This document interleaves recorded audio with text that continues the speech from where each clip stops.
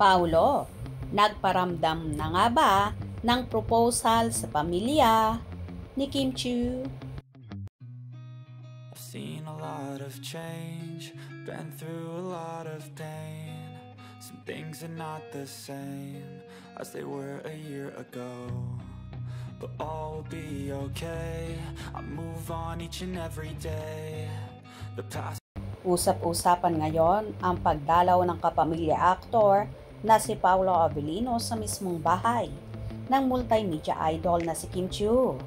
Ipinakilala ng araw ni Kim sa kanyang pamilya ang aktor kung saan may lumabas pang chika na nagparamdam na nga daw at nagpaalam si Paolo sa pamilya ni Chinita Princess para mag-propose sa dalaga.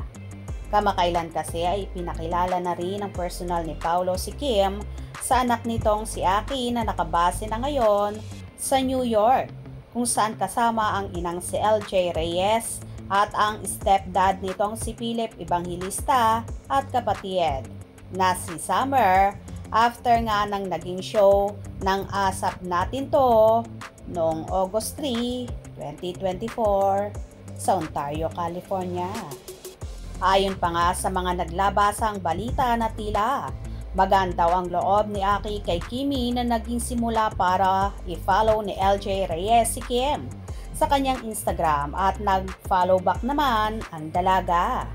Siguro daw ay naikwento ni Aki sa mom niya kung gaano kabait at kamasayahin si Kim na ikinatuwa naman ng dating kapuso actress. Hindi daw kasi ginawa ni LJ na i-follow ang sinumang nalilink or nakarelasyon ni Paulo noon. Kaya marami tuloy ang nagsasabi na tila bet na bet ni LJ na maging stepmom ni Aki si Chinita Princess kumpara sa iba. Kung saan may pinakilala rin kay Aki si Paulo na isang kapamilya actress na hindi naman sila umamin sa publiko kung may totoong naging relasyon na namagitan sa dalawa.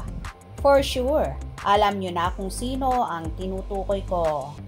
Anyway, tila nahanap na nga ni Paulo ang kanyang dawan sa katauhan ni Kim, kung saan magpapatayo na rin daw ng bahay para sa dalaga. Handa na nga ba ang pakasalan ni Paulo si Kim at bumuo ng sariling pamilya? Sa bagay, nasa tamang edad naman na sila, kaya kahit pa sinasabi ng marami na masyado pang maaga para mauwi sa kasalan ang Kim Pao. Pero, mas lamang pa rin ang nagmamanifest na magkatuluyan sila sa totoong buhay, kahit pa sabihin na masyado pang maaga kung dun sila pupunta sa kasalan. Well, wala naman yan sa tagal at igsi ng pagsasama nyo.